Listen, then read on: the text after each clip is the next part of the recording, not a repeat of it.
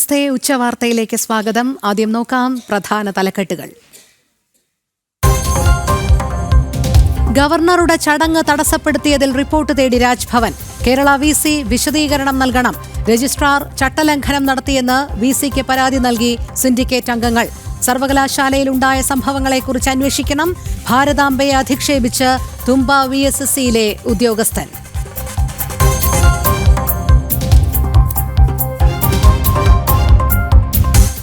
Chinese പ്രതിരോധ മന്ത്രിയെ കണ്ട് രാജ്നാഥ് സിംഗ്. ഉഭയകക്ഷി ബന്ധം ശക്തമാക്കാൻ ധാരണ. കൈലാസയാത്ര പുനരാരംഭിച്ചതിൽ സന്തോഷമറിയിച്ച് ഭാരതം.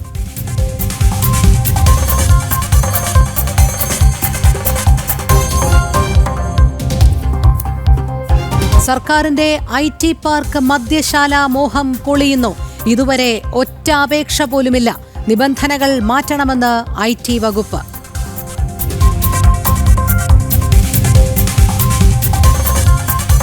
നിലമ്പൂരിൽ ഇടതും വലതും വർഗീയ കക്ഷികളെ കൂട്ടുപിടിച്ചെന്ന് BJP. NDA മുന്നോട്ടുവച്ചത് വികസന രാഷ്ട്രീയമെന്നും രാജീവ് ചന്ദ്രശേഖർ. തൃശൂരിൽ മിഷൻ 2025 വികസിത കേരളം പരിപാടി.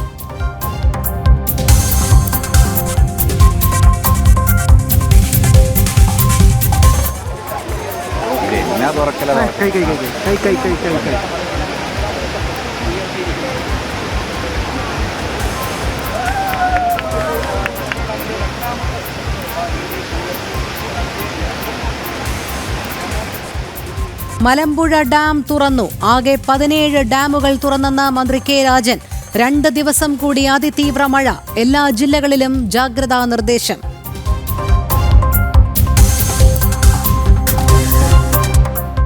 തൃശൂർ കൊടകരയിൽ ഇരുനില കെട്ടിടം തകർന്ന് 3 മരണം. മരിച്ചവർ ബംഗാൾ സ്വദേശികൾ. നിലംപൊത്തിയത് കാലപ്പഴക്കമേറിയ കെട്ടിടം.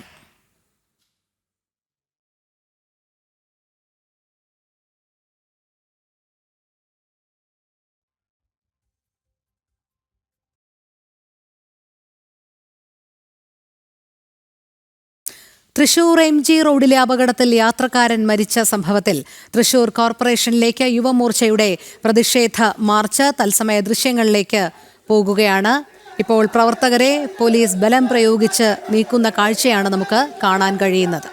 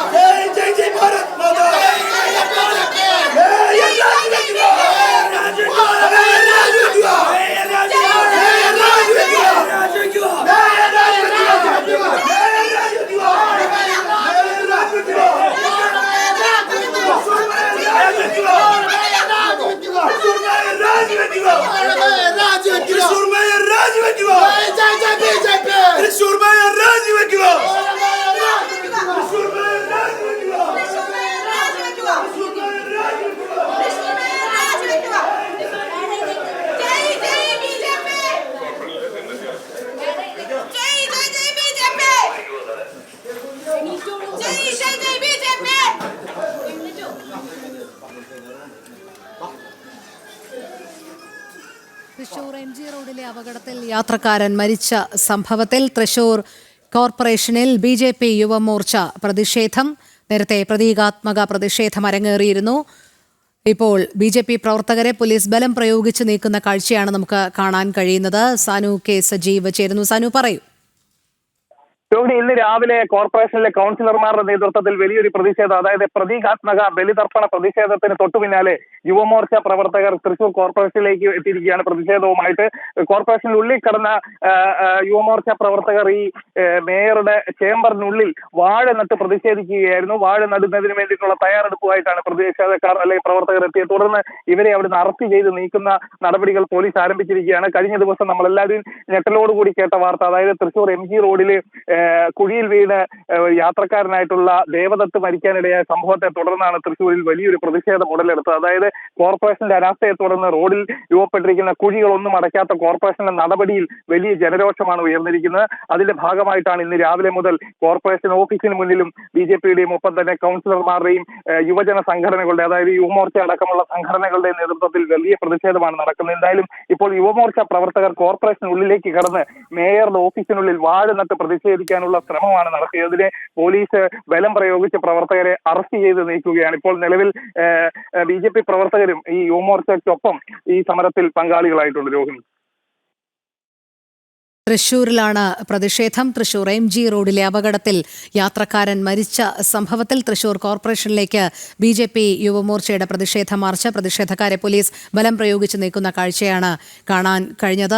നേരത്തെ BJP കൗൺസിലർമാരുടെ നേതൃത്വത്തിൽ പ്രതീകാത്മക ബലിതർപ്പണ പ്രതിഷേധം നടത്തിയിരുന്നു. അതിനുശേഷമായിരുന്നു യുവമോർച്ചയുടെ പ്രതിഷേധ മാർച്ച്. നിലവിൽ ഇപ്പോൾ പ്രതിഷേധക്കാരെ പോലീസ് അവിടെ നിന്നും നീക്കി കഴിഞ്ഞു എന്നാണ് മനസ്സിലാക്കാൻ കഴിയുന്നത്. സാനുവാണ് വിവരങ്ങൾ നൽകിയത്. മറ്റൊരു വാർത്തയിലേക്ക്. കേരള സർവകലാശാല രജിസ്ട്രാർ അനിൽകുമാറിനെതിരെ പരാതിയുമായി സിൻഡിക്കേറ്റ് അംഗങ്ങൾ. കഴിഞ്ഞ ദിവസം ഗവർണർ പങ്കെടുത്ത പരിപാടിയിൽ രജിസ്ട്രാർ നടത്തിയ ചട്ടലംഘനം ചൂണ്ടിക്കാട്ടിയാണ് VCക്ക് പരാതി നൽകിയത്.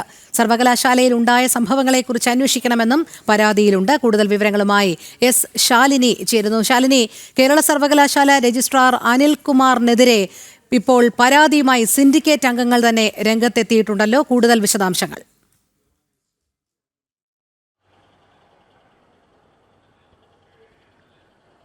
രോഹിണി സൂചിപ്പിച്ചതുപോലെ തന്നെയാണ് 25-ാം തീയതി കേരള സർവകലാശാലയുടെ സെനറ്റ് ഹാളിൽ നടന്ന പരിപാടിയുമായി ബന്ധപ്പെട്ടാണ് ഇപ്പോൾ രജിസ്ട്രാർ KS അനിൽകുമാറിനെതിരെ സിൻഡിക്കേറ്റ് അംഗങ്ങളായ 2 പേർ പരാതിയുമായി രംഗത്തെത്തിയിട്ടുള്ളത്. VC ഡോക്ടർ മോഹൻ കുന്നുമ്മലിനാണ് ഈ പരാതി നൽകിയിട്ടുള്ളത് എന്നുള്ളതാണ് ഏറ്റവും ശ്രദ്ധേയമായിട്ടുള്ള കാര്യം. പരാതിയിൽ പറയുന്നത് ഇത്തരത്തിലാണ്: ഭാരതാംബയുടെ ചിത്രം വെച്ച ചിത്രത്തിൽ പുഷ്പാർച്ചന നടത്തിയ ഒരു പരിപാടി അവിടെ സംഘടിപ്പിച്ചു. ആ പരിപാടിയിൽ ഭാരതാംബയുടെ ചിത്രമടക്കം മാറ്റണമെന്ന് രജിസ്ട്രാർ ആവശ്യപ്പെടുന്ന ഒരു സാഹചര്യമുണ്ടായി. ചട്ടങ്ങളും ഒപ്പം തന്നെ നിയമങ്ങളും കാറ്റിൽ പറത്തിക്കൊണ്ടാണ് രജിസ്ട്രാർ അവിടെ ചാൻസലർ കൂടിയ ഗവർണർക്കെതിരെ നടപടികൾ സ്വീകരിച്ചിട്ടുള്ളത് എന്നുള്ളതാണ് പറയുന്നത്. അതിൽ ഇടത് സിൻഡിക്കേറ്റ് അംഗങ്ങൾ, ഷിജു ഖാൻ അടക്കമുള്ള ഇടത് സിൻഡിക്കേറ്റ് അംഗങ്ങളുടെ നേതൃത്വത്തിൽ നടന്ന പ്രതിഷേധത്തിന് മുൻനിരയിൽ നിന്നതും രജിസ്ട്രാർ KS അനിൽകുമാറാണ്. അത്തരത്തിൽ 1977 സ്റ്റാറ്റ്യൂട്ട് ചട്ടങ്ങൾ പ്രകാരം രജിസ്ട്രാർക്ക് അത്തരത്തിലൊരു അധികാരമോ അല്ലെങ്കിൽ ഒരു പരിപാടി പൂർണ്ണമായും റദ്ദ് ചെയ്തു എന്ന് പ്രഖ്യാപിക്കാനോ ഒന്നും തന്നെ അവകാശമില്ല. അങ്ങനെ ഇരിക്കെയാണ് അനിൽകുമാർ അത്തരത്തിലൊരു ഇടപെടൽ നടത്തിയത്. ആ ഇടപെടൽ കൃത്യമായി അന്വേഷണം നടത്തണം. അന്വേഷണത്തിന് ശേഷം കൃത്യമായ വകുപ്പ് തല നടപടികൾ രജിസ്ട്രാർക്കെതിരെ എടുക്കണമെന്നുള്ളതാണ് VCക്ക് നൽകിയിട്ടുള്ള ഈ പരാതിയിൽ ചൂണ്ടിക്കാട്ടുന്നത്. 1977 കേരള യൂണിവേഴ്സിറ്റി സ്റ്റാറ്റ്യൂട്ട് ചട്ടം 17 പ്രകാരം ഭരണകാര്യങ്ങളിലല്ലാതെ അതിനപ്പുറത്തേക്ക് ഒരു തീരുമാനം എടുക്കാനോ അത്തരത്തിൽ ഒരു പരിപാടികളോ അല്ലെങ്കിൽ അവിടെ നടക്കുന്ന മറ്റ് കാര്യങ്ങളിൽ ഇടപെടാനോ രജിസ്ട്രാർക്ക് അനുമതിയില്ല. ഭരണകാര്യങ്ങളിലാണെങ്കിൽ പോലും അത് VCയുടെ നിർദ്ദേശാനുസരണം മാത്രമാണ് ചുമതലകൾ നിർവഹിക്കേണ്ടത്. പക്ഷേ ഇവിടെ അങ്ങനെയല്ല കാര്യങ്ങൾ സംഭവിച്ചിട്ടുള്ളത്. സ്വന്തം ഇഷ്ടത്തിന് ഒരു പരിപാടി റദ്ദ് ചെയ്തു എന്ന് പറയുക, പിന്നീട് അത് വിവാദമാകുമ്പോൾ മാധ്യമങ്ങൾക്ക് മുൻപിലടക്കം വന്ന് ചട്ടങ്ങൾ ലംഘിച്ചുകൊണ്ട് പത്രസമ്മേളനം അടക്കം നടത്തുക, അതിൽ കൃത്യമായൊരു നടപടി വേണം. ചാൻസലർ കൂടിയായ ഗവർണർ അവിടേക്ക് എത്തുമ്പോൾ ആ പരിപാടി ഏതർത്ഥത്തിലാണ് റദ്ദ് ചെയ്തു എന്ന് സ്വന്തമായി പറയുക. ഒരു സ്വകാര്യ പരിപാടിയാണ്. കൃത്യമായി പണമടച്ച് രസീത് കൈപ്പറ്റി പരിപാടി അവിടെ നടത്തുമ്പോൾ ആ പരിപാടിയിൽ രജിസ്ട്രാർ എങ്ങനെ സ്വന്തം ഇഷ്ടത്തിന് SFIയുടെ വാക്ക് കേട്ട് പ്രതിരോധം തീർത്ത് അവിടെ നിന്നു എന്നതിലടക്കമുള്ള കാര്യങ്ങളിൽ VC വിശദീകരണം തേടണമെന്നുള്ളതാണ് ഈ പരാതിയിൽ പറയുന്നത്. വകുപ്പുതല നടപടിക്കൊപ്പം തന്നെ കൃത്യമായ ഇടപെടലും ഒപ്പം തന്നെ ഏത് തരത്തിലാണ് ചട്ടങ്ങൾ ലംഘിച്ചത്, എന്തൊക്കെയാണ് ചട്ടങ്ങൾ എന്നുള്ളത് അനിൽകുമാർ തന്നെ വിശദീകരിക്കണമെന്നും ഈ പരാതിയിൽ ചൂണ്ടിക്കാട്ടുന്നുണ്ട്. എന്നാലും പല കോണുകളിൽ നിന്ന് രജിസ്ട്രാർക്കെതിരെ വിമർശനം ഉയരുന്ന ഒരു സാഹചര്യത്തിൽ കൂടിയാണ് ഇപ്പോൾ സിൻഡിക്കേറ്റ് അംഗങ്ങളായ ഡോക്ടർ S. വിനോദ് കുമാർ ഒപ്പം തന്നെ ഗോപകുമാർ അടക്കമുള്ള 2 പേർ ഇത്തരത്തിൽ പരാതിയുമായി രംഗത്തെത്തിയിട്ടുള്ളത്. എന്തായാലും രാജ്ഭവനിൽ ഗവർണർ ഈ വിഷയവുമായി ബന്ധപ്പെട്ട് VCയോട് വിശദീകരണം തേടിയതിന് തൊട്ടു പിന്നാലെയാണ് ഇപ്പോൾ VCയോട് ഈ വിഷയത്തിൽ കൃത്യമായ നടപടി സ്വീകരിക്കാൻ സിൻഡിക്കേറ്റ് അംഗങ്ങൾ രംഗത്തെത്തിയിട്ടുള്ളത്. എന്തായാലും ഇനി VCയുടെ കയ്യിലാണ് നടപടികൾ ഉള്ളത്. ഏത് തരത്തിൽ ഇനി വിശദീകരണം തേടും, ഏത് തരത്തിലുള്ള നടപടികൾ രജിസ്ട്രാർക്കെതിരെ എടുക്കുമെന്നുള്ളതാണ് അറിയേണ്ടത്. മുൻപും സമാനമായ പല പരിപാടികളിലും പല ഘട്ടങ്ങളിലും SFIക്കും CPMനും അനുകൂലമായി KS അനിൽകുമാർ നിലപാട് സ്വീകരിച്ചിട്ടുണ്ട്. ആ ഘട്ടത്തിൽ ഈ പരിപാടിയിലും ഏത് തരത്തിലാണ് SFIക്കൊപ്പം നിന്നത് എന്നതടക്കമുള്ള കാര്യങ്ങൾ വിശദീകരിച്ച് കൃത്യമായി നടപടി സ്വീകരിക്കണമെന്നുള്ളതാണ് സിൻഡിക്കേറ്റ് അംഗങ്ങൾ ഈ പരാതിയിൽ ചൂണ്ടിക്കാട്ടുന്നത്. രോഹിണി. ശരി ശാലിനി. കേരള സർവകലാശാല രജിസ്ട്രാർ അനിൽകുമാറിനെതിരെ പരാതിയുമായി സിൻഡിക്കേറ്റ് അംഗങ്ങൾ. കഴിഞ്ഞ ദിവസം ഗവർണർ പങ്കെടുത്ത പരിപാടിയിൽ രജിസ്ട്രാർ നടത്തിയ ചട്ടലംഘനം ചൂണ്ടിക്കാട്ടിയാണ് VCക്ക് പരാതി നൽകിയത്. S. ശാലിനിയാണ് വിവരങ്ങൾ നൽകിയത്. ഫയൽ അദാലത്തിനായി യോഗം വിളിച്ച് മുഖ്യമന്ത്രി. വകുപ്പ് സെക്രട്ടറിമാരുടെ യോഗമാണ് വിളിച്ചിരിക്കുന്നത്. ഇന്ന് രാവിലെ 11:30 യോഗം വിളിച്ചത്. ഫയലുകൾ കെട്ടിക്കിടക്കുന്ന സാഹചര്യത്തിലാണ് അദാലത്ത്. പ്രജിത് മോഹനൻ ചേരുന്നു. പ്രജിത്ത്, വലിയ രീതിയിൽ ഫയലുകൾ കുന്നുകൂടുന്നുണ്ട്. ഇത് പരിഹരിക്കുന്നതിനായിട്ടാണോ ഫയൽ അദാലത്ത് യോഗം മുഖ്യമന്ത്രി വിളിച്ചു ചേർത്തിരിക്കുന്നത്? തുടർന്നുള്ള നടപടികൾ എപ്രകാരമായിരിക്കുമെന്നുള്ളത് ഈ യോഗ തീരുമാനത്തിൽ ഉണ്ടാകാനുള്ള സാധ്യതയുമുണ്ടോ?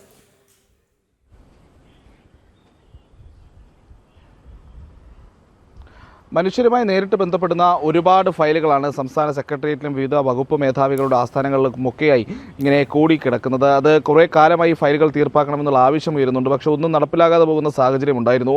ഇപ്പോൾ ഈ നിലമ്പൂർ ഉപതെരഞ്ഞെടുപ്പിൻ്റെ പശ്ചാത്തലത്തിൽ സർക്കാരിനേറ്റത് വലിയ തിരിച്ചടിയാണ്. ആ തിരിച്ചടിയേറ്റ സമയത്താണ് ഇത്തരത്തിൽ ജീവൽ പ്രശ്നങ്ങൾ പരിഹരിക്കുന്നതിൽ സർക്കാരിനും വകുപ്പുകൾക്കും ഉണ്ടാകുന്ന വീഴ്ചകളെ പറ്റിയുള്ള വിമർശനങ്ങൾ വീണ്ടും സജീവമായതും വീണ്ടും ഒരു ഫയൽ അദാലത്ത് പോലെയുള്ള ഒരു നടപടിക്രമവുമായി സർക്കാർ മുന്നോട്ട് വരുന്നത്. മെയ് 31 വരെ വിവിധ വകുപ്പുകളിലും സെക്രട്ടേറിയറ്റിലുമൊക്കെ തീരാതെ കിടന്ന ഫയലുകളാണ് ഈ അദാലത്തിലൂടെ തീർപ്പാക്കുക. ജൂലൈ 1 മുതൽ ഓഗസ്റ്റ് 31 വരെ ആയിരിക്കും ഈ അദാലത്ത് നടത്തുക. ഇതിന്റെ ഭാഗമായിട്ടാണ് ഇന്ന് വകുപ്പ് സെക്രട്ടറിമാരുടെയും ചീഫ് സെക്രട്ടറിയുടെയും വിവിധ സ്ഥാപന മേധാവികളുടെയും യോഗം വിളിച്ചത്.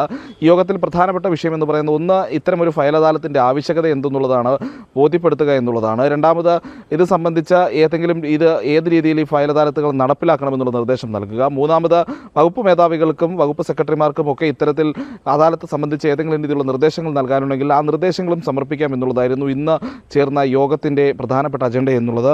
ഇപ്പോൾ ആ യോഗം സമാപിച്ചു കഴിഞ്ഞിരിക്കുന്നു എന്നുള്ളതാണ് നമ്മൾ മനസ്സിലാക്കുന്നത്. രാവിലെ 11:30 ആരംഭിച്ച യോഗം ഇപ്പോൾ അല്പസമയം മുമ്പ് മുഖ്യമന്ത്രിയുടെ നേതൃത്വത്തിൽ ചേർന്ന യോഗം അത് അവസാനിച്ചിരിക്കുന്നു. ഇനി ഈ യോഗം സംബന്ധിച്ചൊരു ഔദ്യോഗിക വാർത്താക്കുറിപ്പ് പുറത്തിറക്കുമെന്ന് മുഖ്യമന്ത്രിയുടെ ഓഫീസ് ഇപ്പോൾ നമുക്ക് അറിയിപ്പ് ലഭിച്ചിട്ടുണ്ട്. എന്തായാലും പ്രധാനപ്പെട്ട ഒരു യോഗമാണ്. പ്രത്യേകിച്ച് സർക്കാരിനെതിരെ രൂക്ഷമായ ആരോപണങ്ങൾ അല്ലെങ്കിൽ ആക്ഷേപങ്ങൾ പല കാലത്തും നിലനിന്നിരുന്നത് സംസ്ഥാനത്തെ സെക്രട്ടേറിയറ്റിൻ്റെയൊക്കെ ഒരു പ്രവർത്തനങ്ങളിലെ പോരായ്മ തന്നെയാണ്. പ്രത്യേകിച്ച് പല ദിവസങ്ങളിലും ഈ രീതിയിൽ സമരം നടത്താനും അല്ലെങ്കിൽ സർക്കാരിൻ്റെ പരിപാടികൾ നടത്താനും ഒക്കെ സെക്രട്ടേറിയറ്റിലെ ജീവനക്കാരെ പുറത്തു പോകുന്നൊരവസ്ഥയുണ്ടാകുന്നു. സെക്രട്ടേറിയറ്റ് എംപ്ലോയീസ് അസോസിയേഷൻ്റെയൊക്കെ സമ്മേളനം നടക്കുമ്പോൾ ആ സമയങ്ങളിൽ ആ വകുപ്പുകളിലൊക്കെ പ്രത്യേകിച്ച് സെക്രട്ടേറിയറ്റിലെ നല്ലൊരു ശതമാനം കസേരകളും ഒഴിഞ്ഞു കിടക്കുന്ന സാഹചര്യം ഉണ്ടാകുന്നു. അങ്ങനെ പല പ്രവർത്തികളും നടക്കാതെ പോകുന്ന സാഹചര്യങ്ങളും ഉണ്ടാകുന്നുണ്ട്. അത് ഈ ജീവനക്കാരുടെ അല്ലെങ്കിൽ സർക്കാരിൻ്റെ തന്നെ പലവിധമായ പരിപാടികളിലൊക്കെ പോകുന്നതിന് വേണ്ടിയുമൊക്കെ ജീവനക്കാർ ഒരുപാട് സമയം ജോലി സമയം തന്നെ പുറത്ത് ചിലവഴിക്കുന്ന സാഹചര്യമുണ്ട്. അങ്ങനെ ഒട്ടനവധി ഫയലുകൾ, ആയിരക്കണക്കിന് ഫയലുകൾ ഈ പറയുന്ന രീതിയിൽ വിവിധ വകുപ്പുകളിൽ കുന്നുകൂടി കിടപ്പുണ്ട്. നിലമ്പൂർ ഉപതെരഞ്ഞെടുപ്പിൻ്റെ തിരിച്ചടി കൂടി, ഭരണവിരുദ്ധ വികാരമൊക്കെ സംസ്ഥാനത്ത് വലിയ രീതിയിൽ നിലനിൽക്കുന്നുണ്ട് എന്നുള്ളൊരു തിരിച്ചറിവിൻ്റെ അടിസ്ഥാനത്തിൽ കൂടിയാണ് നേരത്തെ ലോക്സഭാ തെരഞ്ഞെടുപ്പ് കഴിഞ്ഞിട്ടും ഈ രീതിയിലുള്ളൊരു ഫയൽ അദാലത്ത് സർക്കാർ വിളിച്ചിരുന്നു. ഇപ്പോൾ വീണ്ടും അത്തരമൊരു ഫയൽ അദാലത്തിലൂടെ സർക്കാർ മുന്നോട്ട് പോകുന്നതും ഈ തെരഞ്ഞെടുപ്പ് തിരിച്ചടിയിലേക്കുള്ളൊരു പാഠം കൂടി ഉൾക്കൊണ്ടുകൊണ്ടാണ്. എന്തായാലും ജൂലൈ 1 മുതൽ ഓഗസ്റ്റ് 31 വരെയാണ് ഫയൽ അദാലത്ത് നീണ്ടു നിൽക്കുക. സെക്രട്ടേറിയറ്റിലെയും വിവിധ വകുപ്പുകളിലെയും മെയ് 31 വരെ കെട്ടിക്കിടക്കുന്ന എല്ലാ ഫയലുകളും തീർപ്പാക്കുക എന്നുള്ള ഒരു തീരുമാനത്തിന്റെ അടിസ്ഥാനത്തിൽ കൂടിയാണ് ഫയൽ അദാലത്ത് നടത്തുന്നത്. ശരി, പ്രജിത് മോഹനനാണ് വിവരങ്ങൾ നൽകിയത്. സംസ്ഥാനത്ത് ശക്തമായ മഴ തുടരും. 5 ജില്ലകൾക്ക് ഓറഞ്ച് അലേർട്ടും 9 ജില്ലകൾക്ക് യെല്ലോ അലേർട്ടും പ്രഖ്യാപിച്ചു. മലമ്പുഴ ഉൾപ്പെടെയുള്ള ഡാമുകളുടെ ഷട്ടറുകൾ തുറന്നു. അരുൺ ആലത്തൂർ ചേരുന്നു വിവരങ്ങളുമായി. അരുൺ, അതിശക്തമായ മഴ മുന്നറിയിപ്പ് തന്നെയാണ് ഇനി വരും ദിവസങ്ങളിലും സംസ്ഥാനത്ത്. അതോടൊപ്പം തന്നെ മലമ്പുഴ ഡാമിന്റെ ഷട്ടറുകൾ രാവിലെ തുറക്കുന്ന കാഴ്ചയും നമ്മൾ കണ്ടതാണ്. എന്താണ് വിവരങ്ങൾ?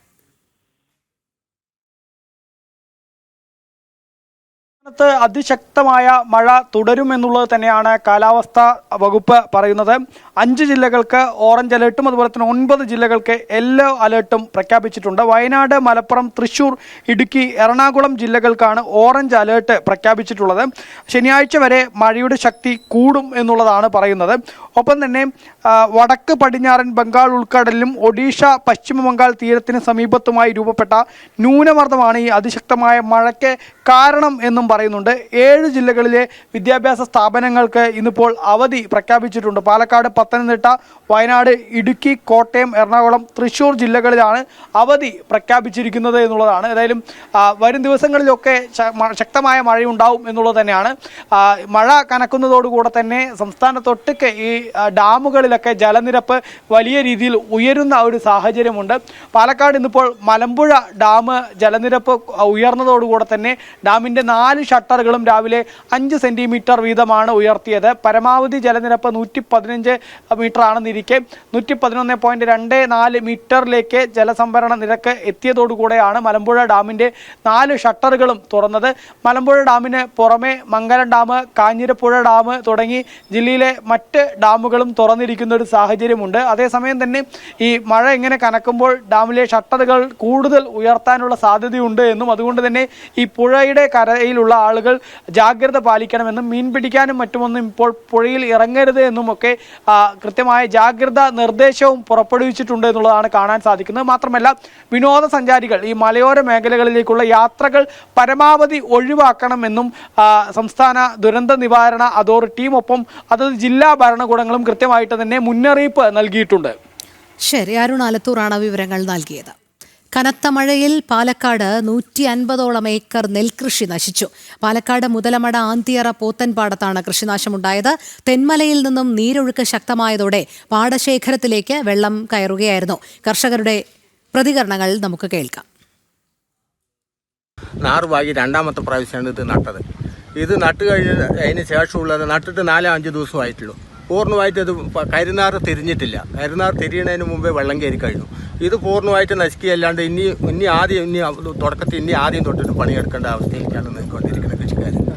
അതുകൊണ്ട് മറ്റേ കൃഷി മുഖാന്തരമോ അല്ലെങ്കിൽ ഗവൺമെൻറ്റിൻ്റെ ഭാഗത്തുനിന്ന് എന്തെങ്കിലും നടപടികളില്ല പറഞ്ഞാൽ ഞങ്ങൾക്ക് ഇത് മുന്നോട്ട് കൊണ്ടുപോകാൻ വലിയ പ്രതിസന്ധിയാണ് സാറേ. ഈ വെള്ളം കയറുന്നത് മഴ രൂക്ഷമായിരിക്കുമ്പോൾ വെള്ളം കയറുന്നതൊക്കെ സഹജമാണെങ്കിലും ഇവിടെ ഒരു കാലങ്ങളായിട്ട് വലിയൊരു തോടുണ്ട്. ആ തോട് കറക്റ്റ് ചെയ്താൽ അതിൻ്റെ വീതിയും ആഴവും കറക്റ്റ് ചെയ്യുക, എല്ലാം തന്നെ തോട് കയ്യേറിയിരിക്കുകയാണ്. അതിലുപരി തോട്ടിലെല്ലാവരും വേസ്റ്റ് ഇട്ട് ഭയങ്കരമായി കർഷകരെ ബുദ്ധിമുട്ടിക്കുകയാണ്. അത് അധികൃതർ ഇടപെട്ട് അത് എത്രയും പെട്ടെന്ന് ആ തോടിൻ്റെ അളവ് കറക്റ്റ് ചെയ്ത് മുന്നോട്ട് പോയി കർഷകരെ സഹായിക്കണമെന്നാണ് ഞങ്ങളുടെ അഭ്യർത്ഥന. പ്രതിരോധ മന്ത്രി രാജ്നാഥ് സിംഗ് ചൈനീസ് പ്രതിരോധ മന്ത്രി അഡ്മിറൽ ഡോൺ ജുനുമായി കൂടിക്കാഴ്ച നടത്തി. ഷാങ്ഹായ് ഉച്ചകോടിയോടനുബന്ധിച്ച് പ്രതിരോധ മന്ത്രിമാരുടെ യോഗത്തിനിടെയായിരുന്നു കൂടിക്കാഴ്ച. ഉഭയകക്ഷി ബന്ധം ഊഷ്മളമായി മുൻപോട്ട് കൊണ്ടുപോകേണ്ടത് ഇരു രാജ്യങ്ങളുടെയും ഉത്തരവാദിത്തമാണെന്ന് രാജ്നാഥ് സിംഗ് വ്യക്തമാക്കി. ഷാങ്ഹായ് ഉച്ചകോടിയോടനുബന്ധിച്ച് ചൈനയിലെ കിങ്ദാവോയിൽ നടന്ന പ്രതിരോധ മന്ത്രിമാരുടെ യോഗത്തിനിടയിലാണ് പ്രതിരോധ മന്ത്രി രാജ്നാഥ് സിംഗ് ചൈനീസ് പ്രതിരോധ മന്ത്രി അഡ്മിറൽ ഡോൺ ജുനുവുമായി കൂടിക്കാഴ്ച നടത്തിയത്. സങ്കീർണതകൾ ഒഴിവാക്കി ഉഭയകക്ഷി ബന്ധം ഊഷ്മളമായി മുൻപോട്ട് കൊണ്ടുപോകേണ്ടത് ഇരു രാജ്യങ്ങളുടെയും ഉത്തരവാദിത്തമാണെന്ന് രാജ്നാഥ് സിംഗ് വ്യക്തമാക്കി. വർഷങ്ങൾക്ക് ശേഷം മാനസ് സരോവർ യാത്ര പുനരാരംഭിച്ചതിൽ സന്തോഷം അറിയിച്ചു.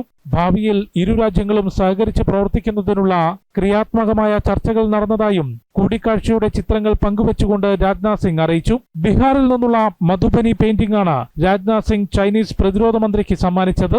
പഹൽഗാം ഭീകരാക്രമണം പരാമർശിക്കാത്തതിനാൽ ഷാങ്ഹായ് സഹകരണ പ്രസ്താവനയിൽ ഒപ്പുവെക്കില്ലെന്ന് പ്രതിരോധ മന്ത്രി നേരത്തെ നിലപാടെടുത്തിരുന്നു.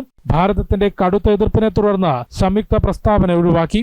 ഭീകരരുടെ പ്രഭവ കേന്ദ്രങ്ങൾ സുരക്ഷിതമായിരിക്കില്ലെന്നും പാകിസ്ഥാനെ പരോക്ഷമായി വിമർശിച്ചുകൊണ്ട് രാജ്നാഥ് സിംഗ് പ്രതികരിച്ചിരുന്നു.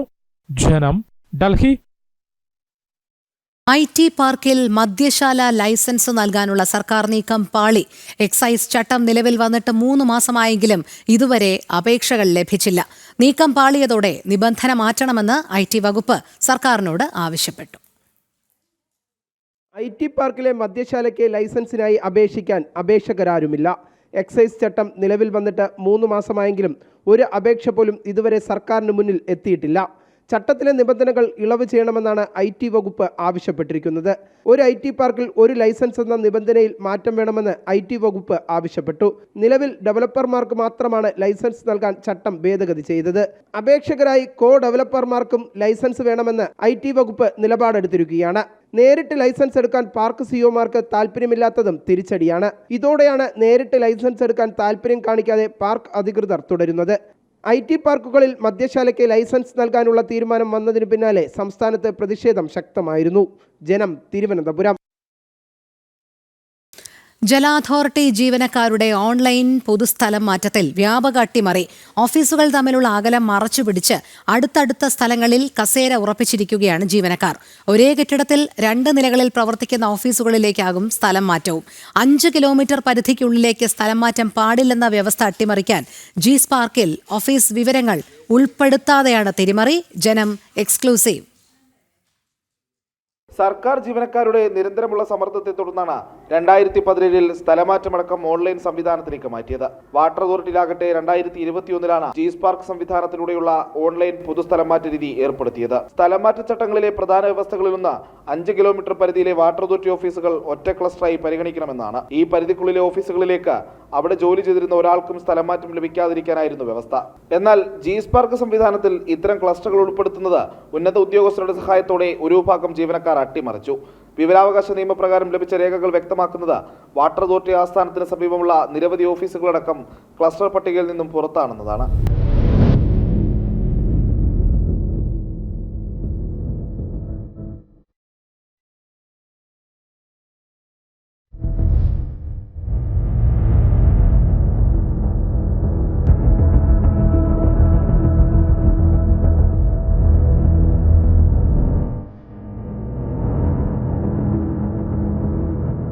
ഒരേ ക്ലസ്റ്ററിൽ ഉൾപ്പെടുത്താത്ത അടുത്തടുത്ത സ്ഥലങ്ങളിലേക്ക് സ്ഥലം മാറ്റം നേടിയെടുക്കാനായിരുന്നു അട്ടിമറി. 2021 മുതൽ അപൂർണമായ ക്ലസ്റ്റർ ലിസ്റ്റ് ഉപയോഗിച്ചാണ് വാട്ടർ അതോറിറ്റിയിൽ സ്ഥലം മാറ്റം നടന്നിരുന്നത്. പ്രവർത്തിക്കുന്ന ഓഫീസുകളിലേക്കും സ്ഥലം മാറ്റം തരപ്പെടുത്തിയവരും കൂട്ടത്തിലുണ്ട്.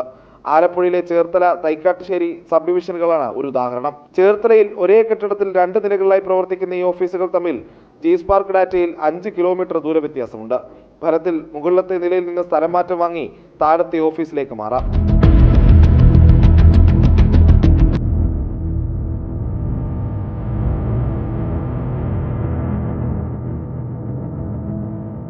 തിരുവനന്തപുരം, ആലപ്പുഴ, എറണാകുളം, തൃശൂർ, കോഴിക്കോട് ജില്ലകളിലാണ് ക്രമക്കേടുകൾ വ്യാപകമായി കണ്ടെത്തിയിരിക്കുന്നത്.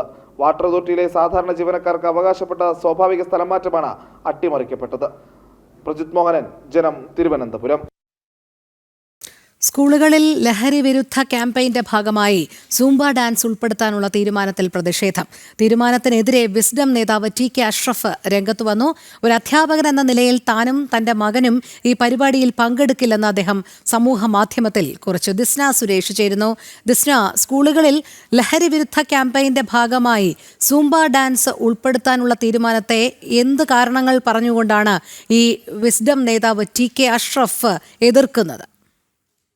തീർച്ചയായും രോഹിണി, വീണ്ടും ഇത്തരത്തിൽ പിന്തിരിപ്പൻ നിലപാടുമായാണ് ഈ മുജാഹിദ് സംഘടനയായ വിസ്ഡം ഇസ്ലാമിക് ഓർഗനൈസേഷൻ രംഗത്ത് വന്നിരിക്കുന്നത്. പ്രധാനമായും അദ്ദേഹത്തിന്റെ ഫേസ്ബുക്ക് പോസ്റ്റിൽ എടുത്തു പറയുന്ന ഒരു കാര്യം എന്ന് പറയുന്നത് ഇത്തരത്തിൽ പ്രാകൃതൻ, അതായത് ഇത്തരം കാര്യങ്ങളിൽ താൻ പ്രാകൃതനാണെന്നും ഇതിനെതിരെ നടപടി വന്നാൽ നേരിടുമെന്നൊരു കാര്യം തന്നെയാണ് ഈ FB പോസ്റ്റിൽ അദ്ദേഹം പറയുന്നത്. നമുക്കറിയാം, CA അടക്കമുള്ള കേന്ദ്ര സർക്കാരിന്റെ വിഷയത്തിലടക്കം ഇത്തരത്തിൽ ഈ സംഘടന സ്വീകരിച്ച നിലപാടുകളൊക്കെ തന്നെ നമ്മൾ കണ്ടതാണ്. അതിൽ കൃത്യമായി പറയുന്നത് ഈ ആണും പെണ്ണും അല്പവസ്ത്രം ധരിച്ചു തുള്ളുന്നത് പഠിക്കാൻ വേണ്ടിയല്ല, തന്റെ മക്കളെയും മറ്റു കുട്ടികളെ ഒക്കെ തന്നെയും സ്കൂളിലേക്ക് വിടുന്നത് എന്ന രീതിയിലുള്ളൊരു കമന്റ് അല്ലെങ്കിൽ അത്തരത്തിലുള്ള ഒരു രീതിയാണ് അദ്ദേഹം ഫേസ്ബുക്കിൽ എഴുതിയിരിക്കുന്നത് എന്നതാണ്.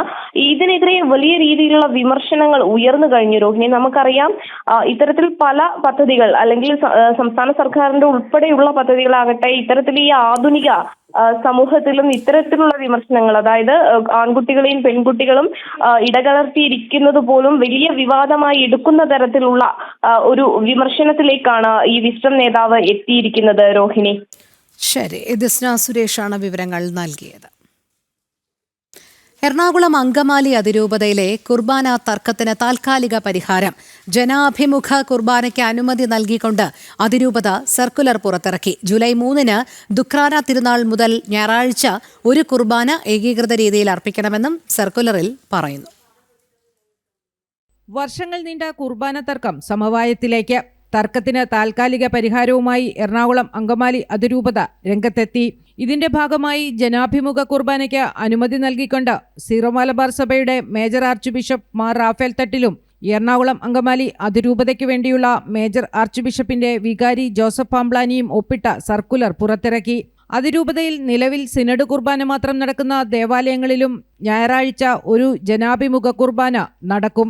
അതിരൂപതയിലെ മറ്റ് ദേവാലയങ്ങളിൽ എല്ലാ ഞായറാഴ്ചകളിലും പ്രത്യേക തിരുനാൾ ദിവസങ്ങളിലും ഒരു കുർബാന ഏകീകൃത രീതിയിൽ അർപ്പിക്കണമെന്ന് സർക്കുലർ വ്യക്തമാക്കുന്നുണ്ട്.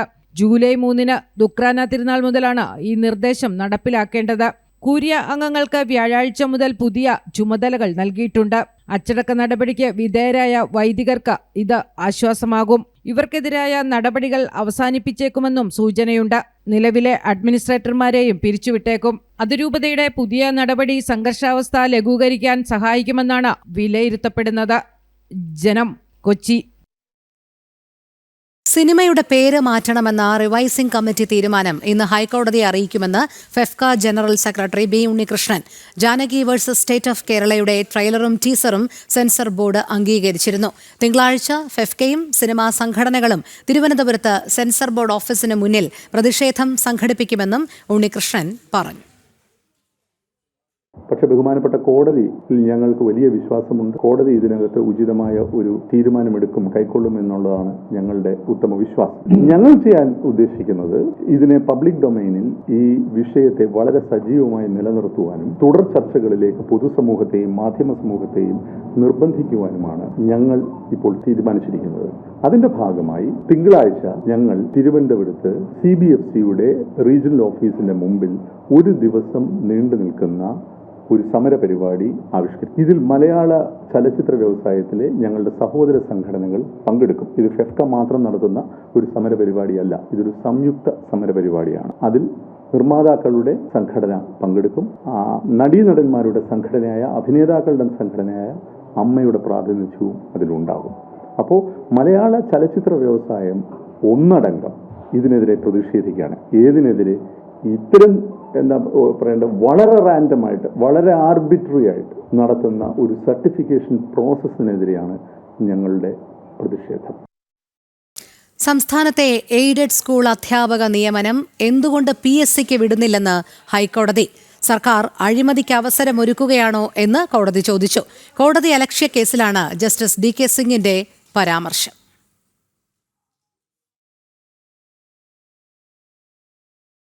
മർദ്ദനമേറ്റ് ചികിത്സയിലിരിക്കെ യുവാവ് മരിച്ചു.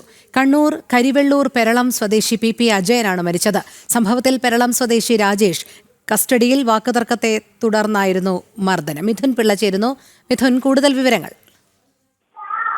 രോഹിണി, വാക്തർക്കത്തിനിടെ മർദ്ദനത്തിനിരയായി ചികിത്സയിലായിരുന്ന യുവാവാണ് മരിച്ചത്.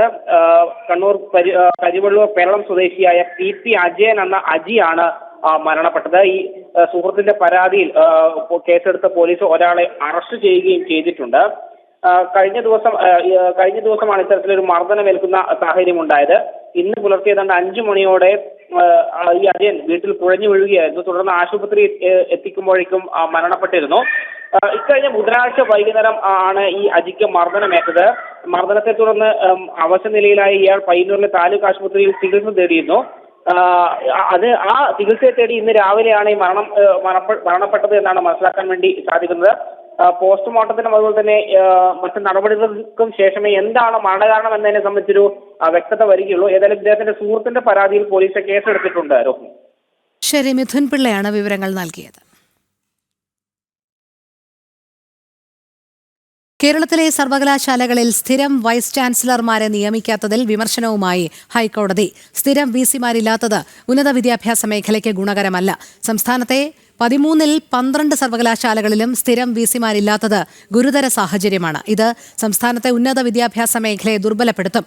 പ്രശ്നം പരിഹരിച്ച് സ്ഥിരം VCമാരെ നിയമിക്കാൻ നടപടിയെടുക്കണമെന്നും ഹൈക്കോടതി നിർദ്ദേശിച്ചു. ഡോക്ടർ മോഹൻ കുന്നുമ്മലിനെ കേരള സർവകലാശാല VC സ്ഥാനത്ത് തുടരാനുള്ള അധികാരം ചോദ്യം ചെയ്ത് നൽകിയ ഹർജി തള്ളിക്കൊണ്ടാണ് ഉത്തരവിൽ ഹൈക്കോടതിയുടെ ഈ വിമർശനം.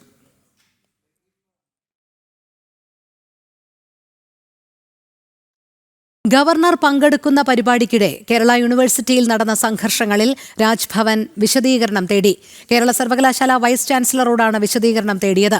പരിപാടിക്ക് രജിസ്ട്രാർ തടസ്സം സൃഷ്ടിച്ചതിലും വിശദീകരണം ആവശ്യപ്പെട്ടു. അതേസമയം അനുമതി ലംഘിച്ച് പരിപാടി നടത്തിയെന്നാരോപിച്ച് രജിസ്ട്രാർ KS അനിൽകുമാർ സംസ്ഥാന പോലീസ് മേധാവിക്ക് പരാതി നൽകി.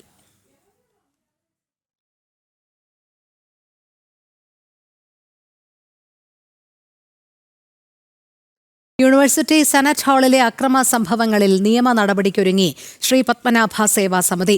പരിപാടിയിൽ KSU പ്രവർത്തകർ ബോധപൂർവം സംഘർഷം സൃഷ്ടിക്കാൻ ശ്രമിച്ചുവെന്ന് സംഘാടക സമിതി ചൂണ്ടിക്കാട്ടി. പരിപാടി സ്ഥലത്ത് അതിക്രമിച്ചു കയറി അസഭ്യം പറയുകയും സ്ത്രീകൾ ഉൾപ്പെടെയുള്ളവരെ ആക്രമിക്കാൻ ശ്രമിച്ചു എന്നുമാണ് പരാതി. കണ്ടാലറിയാവുന്ന 10ഓളം പേർക്കെതിരെ തിരുവനന്തപുരം സിറ്റി പോലീസ് കമ്മീഷണർക്ക് സംഘാടക സമിതി പരാതി നൽകി. ജനം ബ്രേക്കിംഗ്.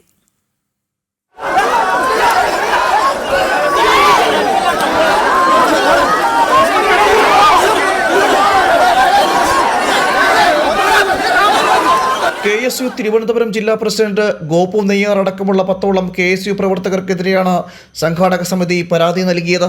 സെനറ്റ് ഹാളിലെ പരിപാടി സ്ഥലത്ത് നുഴഞ്ഞു കയറിയ KSU പ്രവർത്തകർ ബോധപൂർവം സംഘർഷം സൃഷ്ടിക്കാൻ ശ്രമിച്ചു എന്നാണ് പരാതി. സെനറ്റ് ഹാളിനകത്ത് പ്രവേശിച്ച KSU പ്രവർത്തകർ അസഭ്യം പറയുകയും സ്ത്രീകളെ ആക്രമിക്കാൻ ശ്രമിക്കുകയും ഹാളിൽ സ്ഥാപിച്ച ചിത്രങ്ങൾ അടിച്ചു തകർക്കുകയും ചെയ്തു എന്നും പരാതിയിൽ പറയുന്നു. KSU പ്രവർത്തകരുടെ ആക്രമണത്തിൽ നിരവധി പേർക്ക് പരിക്കേൽക്കുകയും ചെയ്തു. ഗവർണറുടെ പരിപാടിയിൽ പ്രോട്ടോകോൾ ലംഘനം നടത്തി സംഘർഷം സൃഷ്ടിക്കാൻ ശ്രമിച്ച കേസിൽ KSU പ്രവർത്തകരെതിരെ നടപടി ആവശ്യപ്പെട്ടാണ് ശ്രീ പത്മനാഭ സേവാ സമിതി പരാതി നൽകിയത്. സിറ്റി പോലീസ് കമ്മീഷണർക്കാണ് പരാതി. അടിയന്തരാവസ്ഥയുടെ 50ാം വാർഷികത്തോടനുബന്ധിച്ച് തിരുവനന്തപുരം കേരള സർവകലാശാലയിൽ സംഘടിപ്പിച്ച പരിപാടിയിലാണ് KSU പ്രവർത്തകർ ആക്രമണം അഴിച്ചുവിട്ടത്. കലാപാഹ്വാനവുമായി എത്തിയ പ്രവർത്തകരെ വളരെ പണിപ്പെട്ടാണ് പോലീസ് ഹാളിന് പുറത്തെത്തിച്ചത്. സർവകലാശാലയിലെ ആക്രമണ സംഭവങ്ങളിൽ SFI പ്രവർത്തകർക്കെതിരെ കഴിഞ്ഞ ദിവസം കണ്ടോൺമെന്റ് പോലീസ് കേസെടുത്തിരുന്നു. ഇതിനു പിന്നാലെയാണ് KSU പ്രവർത്തകർക്കെതിരെ സംഘാടക സമിതി പരാതി നൽകിയത്. ജനം, തിരുവനന്തപുരം. ഭാരതാംബയെ അധിക്ഷേപിച്ച് VSSCയിലെ ഉദ്യോഗസ്ഥൻ. തുമ്പ വിക്രം സാരാഭായി സ്പേസ് സെന്ററിലെ അഡ്മിനിസ്ട്രേഷൻ സെക്ഷൻ ഉദ്യോഗസ്ഥൻ GR പ്രമോദാണ് ഭാരതാംബയെ അവഹേളിച്ച് ഫേസ്ബുക്കിൽ പോസ്റ്റിട്ടത്. കടുത്ത ഇടതുപക്ഷ അനുഭാവിയാണ് GR പ്രമോദ്. പ്രമോദിന്റെ അധിക്ഷേപ പോസ്റ്റിനെതിരെ വ്യാപക വിമർശനമാണ് സമൂഹമാധ്യമങ്ങളിൽ ഉയരുന്നത്.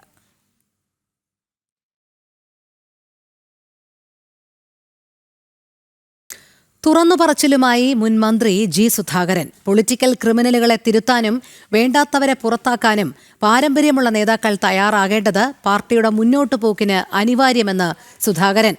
മന്ത്രിയായില്ലേ MLA ആയില്ലേ എന്ന് തന്നോട് ചോദിക്കുന്നവർ തോമസ് ഐസക്കിനോടും പിണറായി വിജയനോടും ഈ ചോദ്യം ഉന്നയിക്കുമോ എന്നും സുധാകരൻ.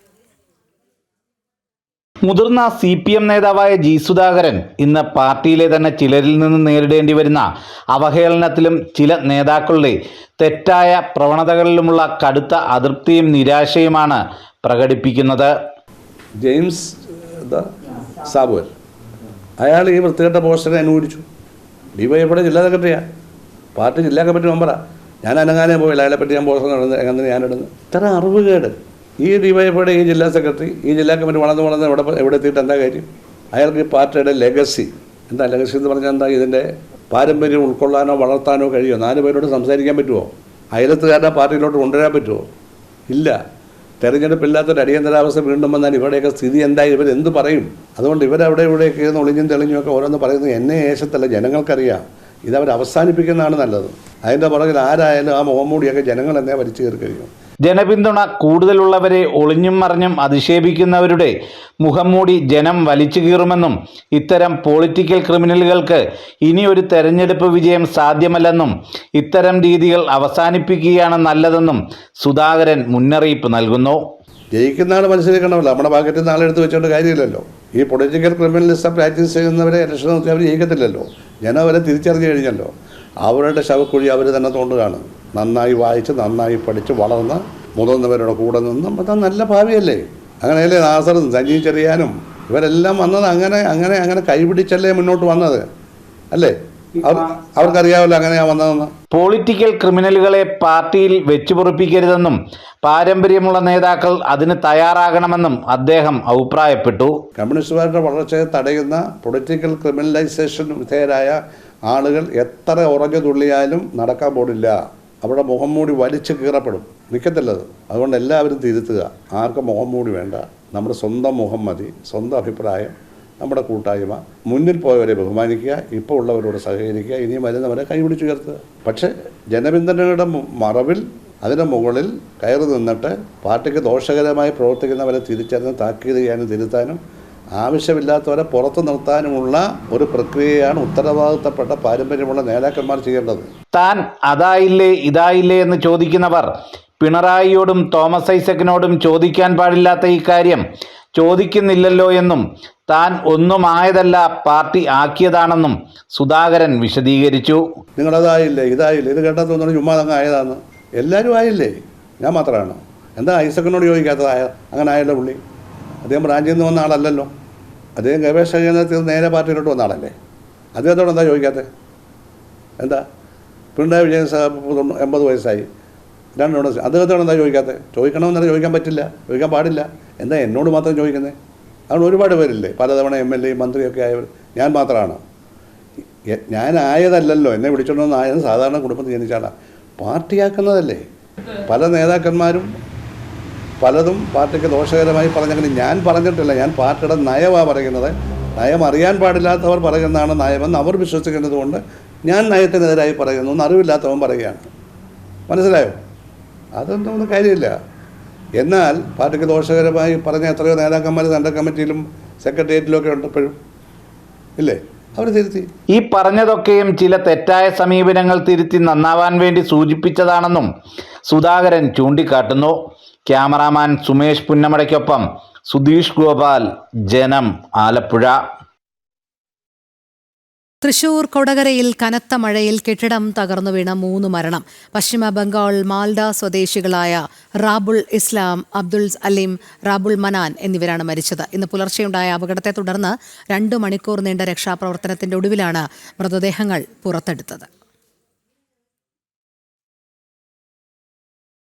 ചെന്ന ഇരുനില കെട്ടിടമാണ് തകർന്നു വീണത്.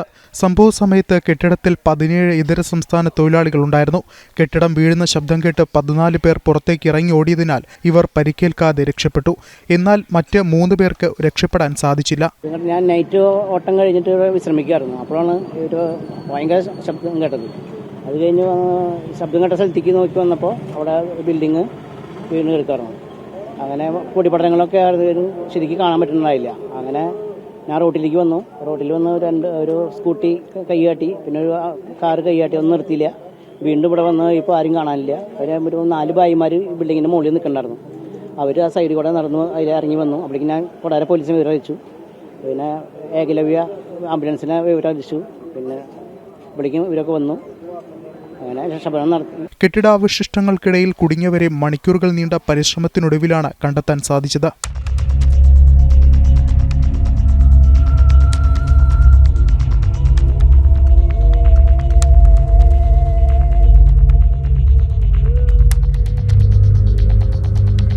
രക്ഷപ്പെട്ടവർ നൽകിയ വിവരമനുസരിച്ച് ചാലക്കുടി ഫയർഫോഴ്സും കൊടകര പോലീസും സ്ഥലത്തെത്തി രക്ഷാപ്രവർത്തനം ആരംഭിച്ചു.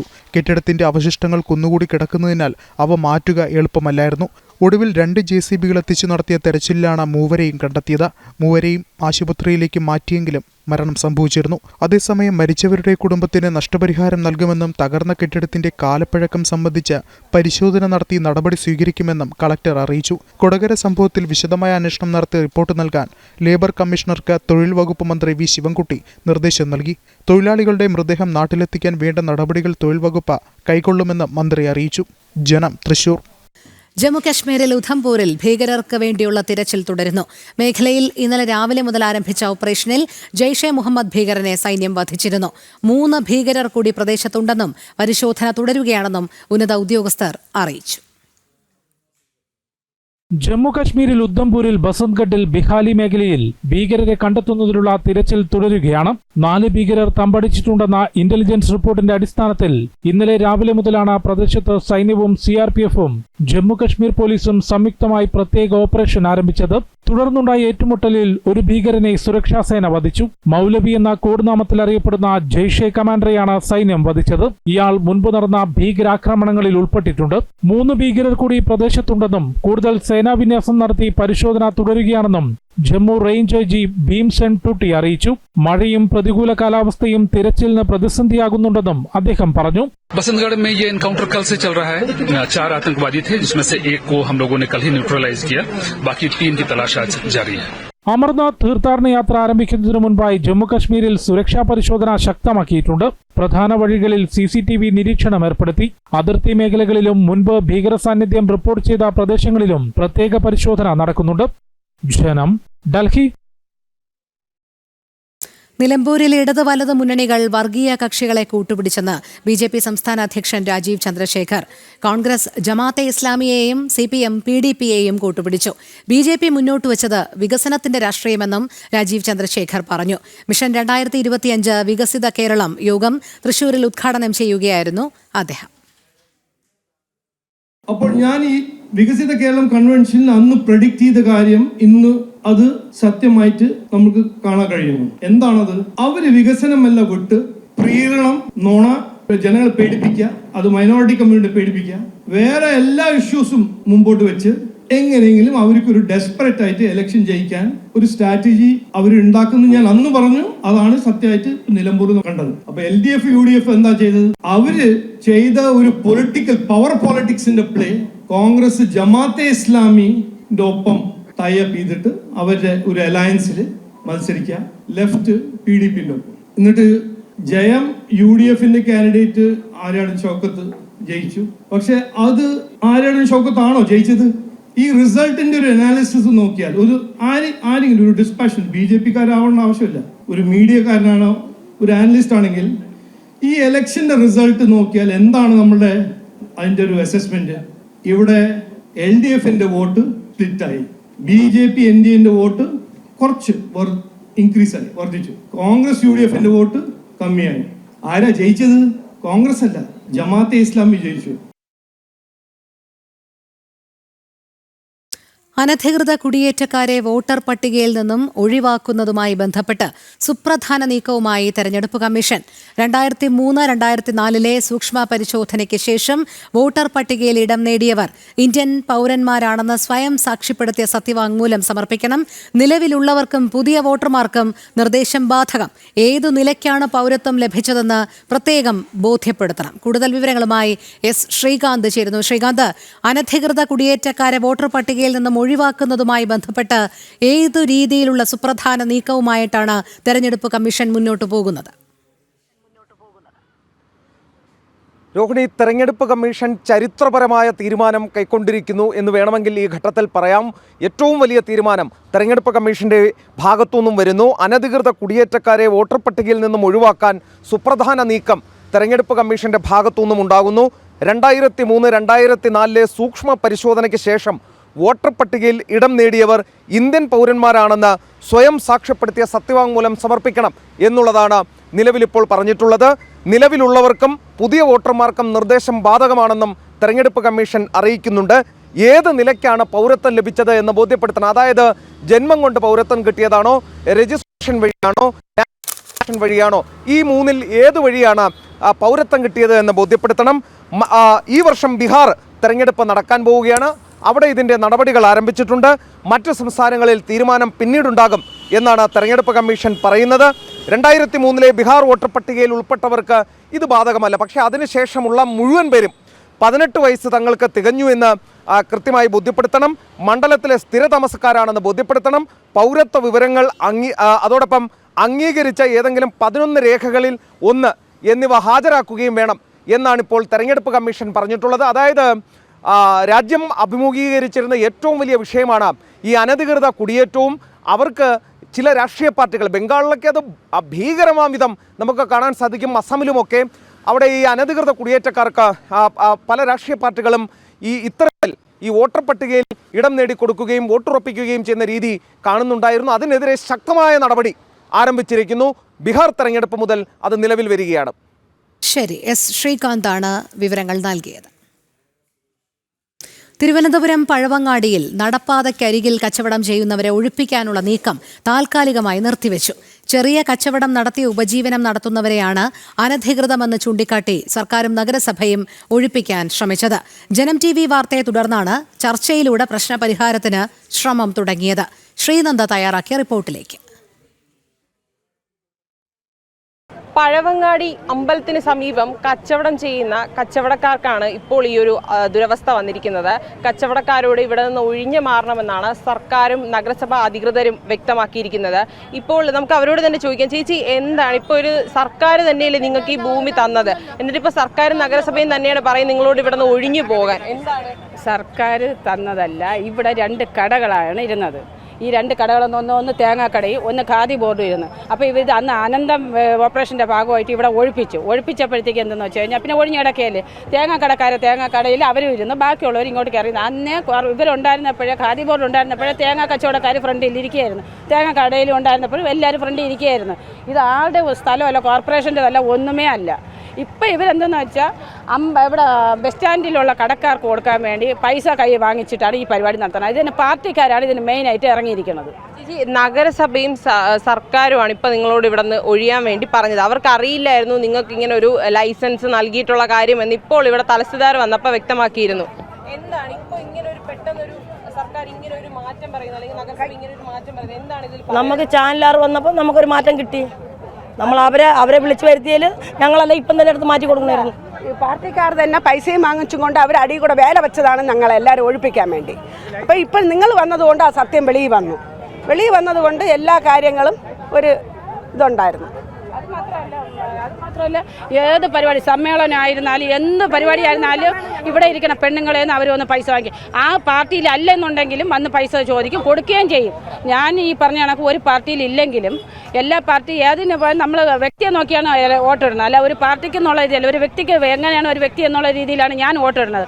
പക്ഷേ അവരെന്ത് ചെയ്യണമെന്ന് അറിയാവോ, ഏത് പാർട്ടിക്കാരായാലും വന്ന് നമ്മളെ പൈസ. എന്തായാലും സർക്കാരും നഗരസഭ ഇപ്പോൾ ഇവരോട് ഇവിടെ നിന്ന് മാറാനുള്ളൊരു നിർദ്ദേശം ഇപ്പോൾ പറഞ്ഞിട്ടില്ല. കാരണം ഇവർക്കൊരു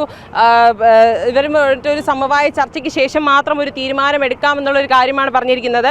ഇപ്പോൾ ആ ഒരു ഭൂമി ഈ KSRTCയിൽ സൈഡിലായി കച്ചവടം ചെയ്യുന്ന ആളുകൾ അവരെ കച്ചവടം ചെയ്യണമെന്നാണ് പറയുന്നത്. ചേട്ടാ, ഇതിപ്പോൾ നഗരസഭയും സർക്കാരും നിങ്ങൾക്ക് തന്നൊരു ഭൂമിയാണ്, അത് അവർക്കും കൊടുത്തിട്ടുണ്ടെന്നൊരു ലൈസൻസ് അവർക്കുള്ളതായിട്ട് ഇപ്പോൾ നഗരസഭ തഹസിൽദാർ വന്നപ്പോഴാണ് പറയുന്നത്.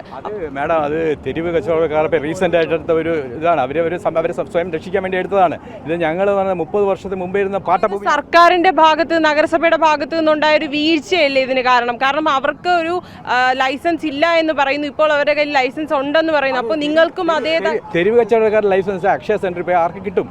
മാഡത്തിന് അറിഞ്ഞൂടെ? ഒരു അഡ്രസ്സ് കൊടുത്താൽ തരും. അതേസമയം നമ്മളതല്ല, നമ്മൾ പ്ലാന് അപ്രൂവ്ഡ് എല്ലാം ചെയ്യേണ്ടത് നഗരസഭയുടെ ഉത്തരവാദിത്വം. എല്ലാം കൃത്യമായിട്ടാണ് ചെയ്തിട്ടുള്ളത്. യാതൊരു ഡിലേ ലാപ്സും ഇല്ല. അവർ കറക്റ്റായിട്ടാണ് ചെയ്തിരിക്കുന്നത്. അവരെ ഇവിടെ എൻക്വയറി നടത്തി, ഇവിടെ പ്ലാൻ അപ്രൂവ് ചെയ്തു, സൈറ്റ് അപ്രൂവ് ചെയ്ത്, ട്രെഡയിൽ പോയി, ഇവിടെ ഹെറിറ്റേജ് കമ്മിറ്റി. അവരുടെ കാര്യത്തിൽ നഗരസഭ ഒരു തെറ്റ് ചെയ്തു എന്നാണോ പറയുന്നത്? തെറ്റ് ചെയ്തെന്നല്ല പറയണത്, അവർക്ക് പുനരധിവാസം വേണമെങ്കിൽ കൊടുക്കാം. ഇപ്പോൾ നമ്മളിപ്പോൾ പുനരധിവസിക്കും പോലെ അവർക്ക് വേണമെങ്കിൽ പുനരധിവാസം കൊടുക്കാം. അല്ലാതെ തെറ്റെന്ന് അങ്ങനെ പറയും? റവന്യൂ ഭൂമിയല്ലേ ഇത്? 3 കോടി രൂപ വിലയിട്ടിട്ടാണ് അവർ ഈ സ്ഥലം നമുക്ക് തരുന്നത്. അതാണ് ഞാൻ പറഞ്ഞത്. കഴിഞ്ഞ ആഴ്ച 3,20,000 രൂപയുടെ വാടക ഞങ്ങൾ അടച്ചതെന്താണ്? റവന്യൂ ഭൂമിയാണ്, കാരണമായ സ്ഥലമാണ്. 3 കോടി രൂപയാണ് ഗവൺമെൻറ് വില. അവിടെ ഫ്രീ ആയിട്ട് ഇരിക്കാൻ പറ്റില്ലല്ലോ. അപ്പോൾ ഞങ്ങളിപ്പോൾ ഇവിടുന്ന് ഇങ്ങോട്ട് വന്നില്ല എന്ന് പറഞ്ഞാൽ ഞങ്ങൾ നാളെ മുതൽ KSRTCയുടെ അവിടെ കൗണ്ടറിൽ ഞങ്ങൾ സമരം തുടങ്ങും. കാരണം ഞങ്ങളുടെ 20 കൊല്ലം 30 കൊല്ലം ഇരുന്ന കടകൾ KSRTC നോട്ടീസ് തന്നിട്ട് ഒഴിക്കാൻ നോട്ടീസ് വന്നിരിക്കുകയാണ്. നാളെ ലാസ്റ്റ് ഡേറ്റ് തീരാൻ ഇതേ വിഷയം നാളെ അപ്പുറത്തുണ്ടാവും. എന്തായാലും നഗരസഭയും സർക്കാരും ഒന്ന് ഉണർന്ന് പ്രവർത്തിച്ചിരുന്നെങ്കിൽ ഇങ്ങനെ ഒരു പ്രശ്നം ഇവിടെ, അല്ലെങ്കിൽ ഇങ്ങനെ ഒരു യുദ്ധക്കളം അല്ലെങ്കിൽ ഒരു പ്രശ്നം ഇവിടെ ഉണ്ടാകില്ലായിരുന്നു എന്ന് നമുക്ക് മനസ്സിലാക്കാൻ സാധിക്കും. എന്തായാലും നഗരസഭയും സർക്കാരും ഇതിന് സമവായ ചർച്ചകൾക്ക് ശേഷം ഒരു തീരുമാനമെടുക്കുമെന്നാണ് തഹസിൽദാർ കുറച്ചു മുൻപ് ഇവിടെ എത്തിയതിനു ശേഷം പറയുകയുണ്ടായത്. ക്യാമറാമാൻ മനോജിനോടൊപ്പം ശ്രീനന്ദ, ജനം, തിരുവനന്തപുരം.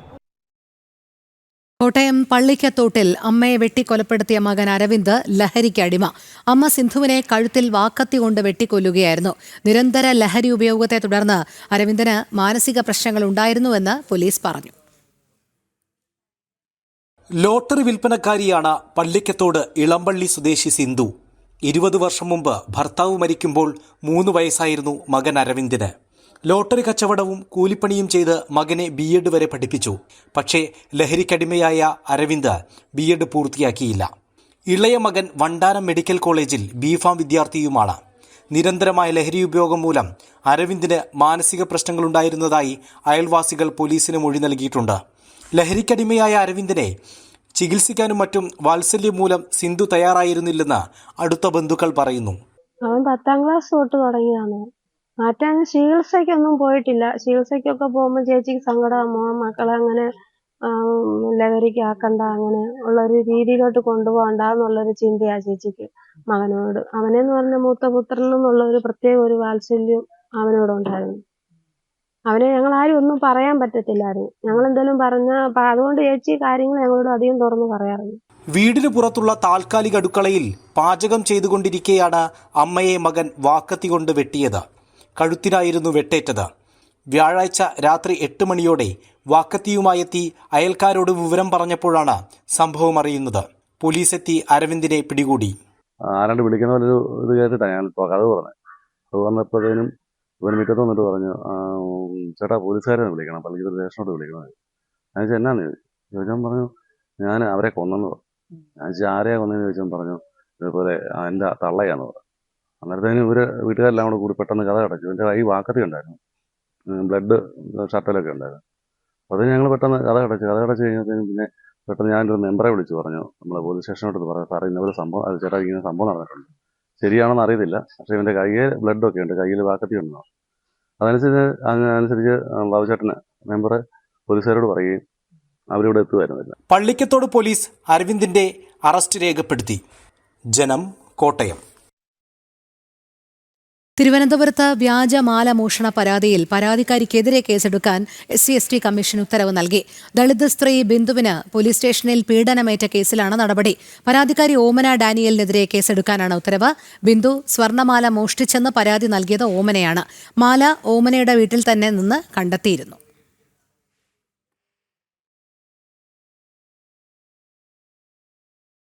ഉച്ചവാർത്ത പൂർണ്ണമാകുന്നു. അടുത്ത ബുള്ളറ്റിൻ അല്പസമയത്തിനകം. നമസ്തേ.